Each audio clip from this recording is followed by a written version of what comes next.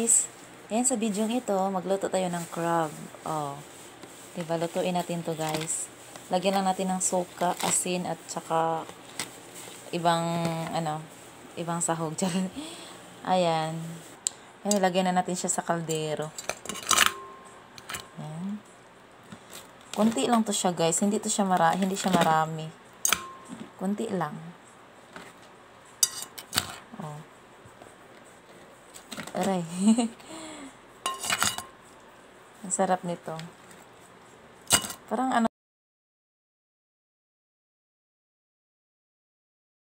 halo-halo siya guys. O, may mga maliit. Wala, kawawa na. Sali pang maliit, oh. Sorry ka na lang. Masasali ka dyan. Ayan. So, yun. Lagyan natin ng asin.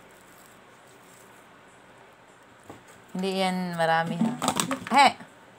Sa ano lang yan siya, sa camera. Konting asin lang kasi baka maalat.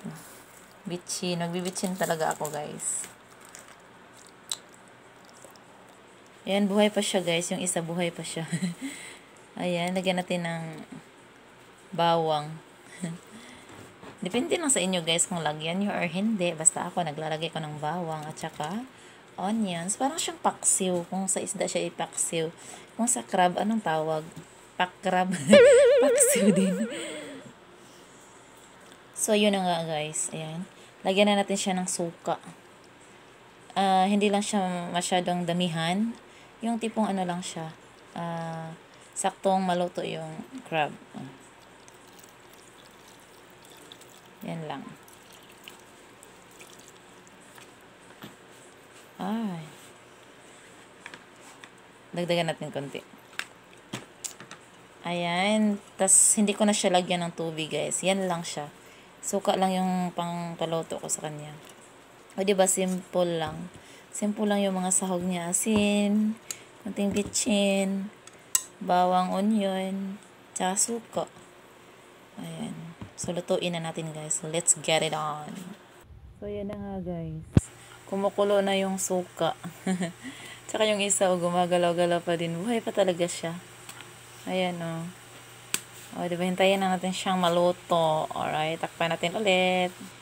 Yan na nga, guys. Ayan. Kumukulo na yung suka ni guys. So, kumukulo na yung sabaw. O, diba? Maya-maya maluluto na yan. Sige, takpan natin ulit. Yan, guys. Nakita nyo yan, guys. Lumalabas na ang kanyang yellow. At naging orange na din ang balat niya, guys. Diba? Okay. Takpan ulit. Yan, parang luto na siya, guys. Kulay orange na siya, eh. Oh, diba? Ang sarap nito, guys. Oh, diba? Ayan na, guys. Luto na siya, guys. Ayan. Oh, diba? Yan na natin sa sa plato. Ilagay na natin sa plato.